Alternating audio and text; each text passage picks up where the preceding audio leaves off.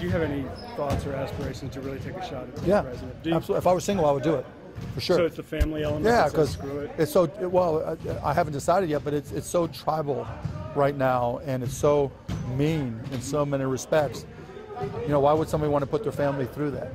You know, so on one hand, it's patriotism. I do think I could do some of the right things. I wouldn't be a traditional politician, certainly not politically correct, but I think I have solutions where the current administration, you know, they try, you know, but it's always about, you know, what has Congress done?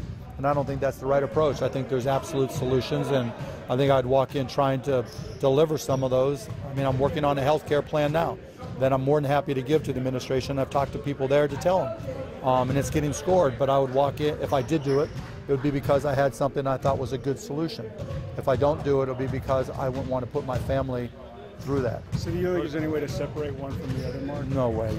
Are you kidding me? On social media, a 14-year-old daughter, 15-year-old at a time goes on social media, the stuff she's going to see, would you want to put your kids through that? No, I wouldn't want to part of that. That's the problem. So what happened to a year ago? You said there was no chance, then there was a 10% chance, and now you say you're definitely considered. What happened in that span of time? I just don't like the way things are going, right? I think, look, if President Trump just tried his best at being the president, okay.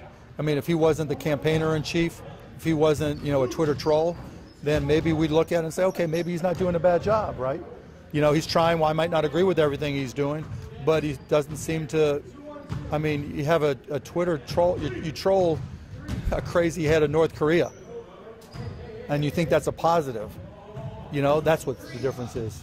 If you know, people say to me, do your job, stay out of all this. If he just did his job, I might disagree with some of his stuff, but at least I wouldn't be worrying about something he tweeted, you know, causing somebody to drop a bomb. You know, if he just talk about do your job and stay out of sports, stick to doing your job, and we all, I mean, we might think he's a good president. It's all the stuff he says. I mean, you know, Puerto Rico, and I guess this is sports. I hate talking about sports, politics locally with sports, but, you know, Puerto Rico, it's not that the government's doing a bad job, but if you have family, if you're JJ or anybody and you have family in Puerto Rico and you see a tweet that says we might be pulling, we're not going to be there forever, and there's nothing behind it and there's no, you know, understanding or substance or any type of, you know, report on anything to give people comfort, you're going to freak out. You know, so we don't have one president. We have a guy who has three different personalities.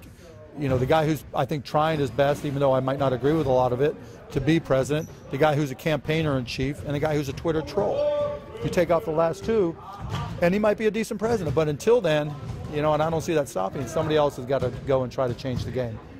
So I'll be the last time I talk politics to local, but since you got me. So. Thank you. Thanks.